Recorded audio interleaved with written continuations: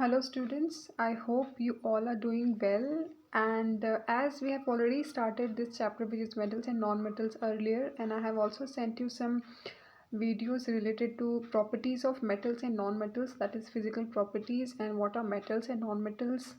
And we have also seen the properties like ductility, malleability, fluidity, and rest all the physical properties related to metals and non-metals. Today we are just going to revise the physical properties, and then we will start with the chemical properties of non-metals and metals as well. And I'm going to send you the videos also related to this non-metals and metals chemical properties. All right, so let's just go through the same thing again. So metals, as we all know that the metals, as we have seen in the earlier videos, that metal is something which is having a luster, जिसमें एक चमक होती है, जो solid होता है. ज़रूरी नहीं है कि हर मेटल रूम टेम्परेचर पे सॉलिड ही होगा, राइट. जैसे हम बात करते हैं मर्क्यूरी की, वो मेटल होता है पर वो लिक्विड होता है एट रूम टेम्परेचर, जो कि थर्मोमीटर में यूज़ किया जाता है. वो ऐसे कुछ एक्सेप्शंस होते हैं. So let's talk about gold, silver, iron, copper, aluminium, magnesium. ये सारे एग्जाम्पल हैं मेटल्स के. ये मुझे दोबारा दोहराने की ज़रूरत नहीं है, उस वीडियो में ऑलरेडी दे रखा था ये सारी चीज़ें. So the metals are hard, we already know that. And wire or sheet can be drawn from the which are made from the metal again. And metals are good conductors of heat and electricity, while metals lose their valence electron to produce positively charged ion, that is cations. अब ये ध्यान में आपको रखना है, क्योंकि मैंने आपको पहले ही कहा था फर्स्ट 20 एलिमेंट्स आपको सीक्वेंस में याद करना है, और काफ़ी सारे बच्चों ने मुझे उसका रिप्लाई दिया था, and I am really happy with this.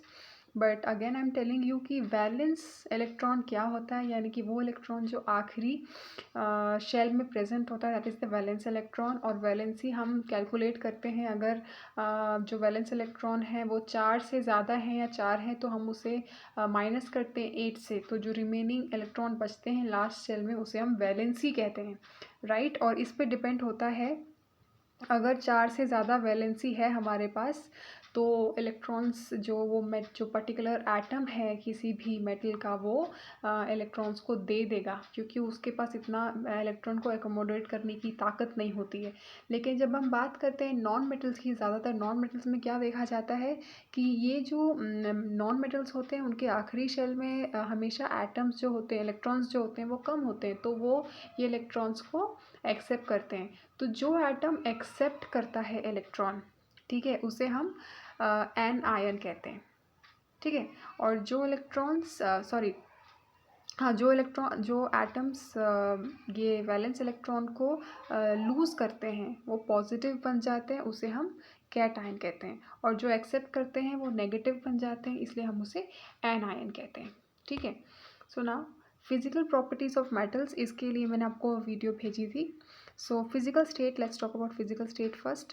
Under ordinary temperature metal stay in solid state. However, metals like mercury and gallium are exception, जैसे मैंने अभी आपको बताया, क्योंकि वो नॉर्मल टेम्परेचर पे भी, यानी कि रूम टेम्परेचर पे भी ये लोग लिक्विड में रहते हैं, लिक्विड स्टेट में रहते हैं, which are in liquid state even at room temperature. और लस्टर की बात करें तो take copper vessel at your home, scrub with the lemon and rinse with water.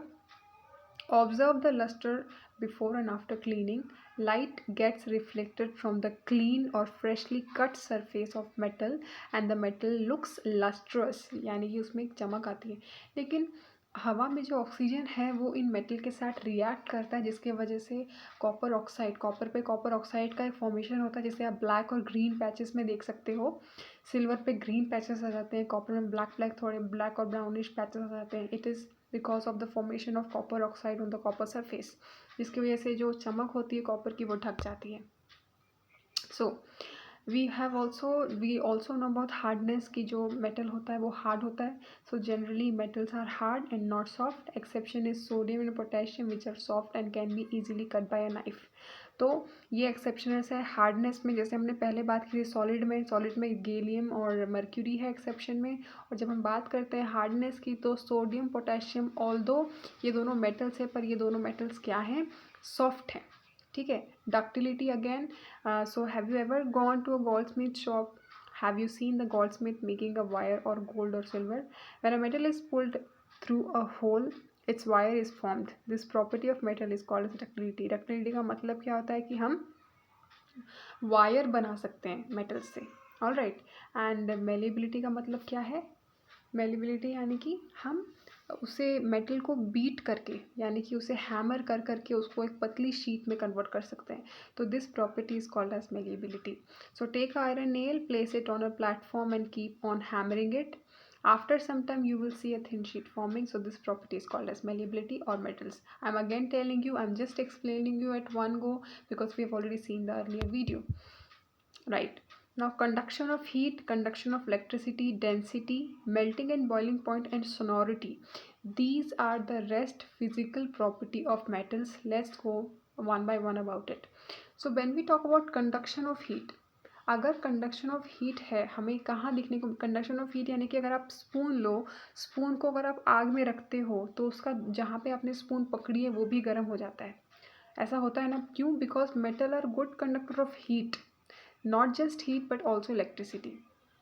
So take a copper plate, fix some wax at one of its ends, heat the other end and observe what happens. Metals are good conductor of heat, so silver, copper, aluminium are the best conductors of heat.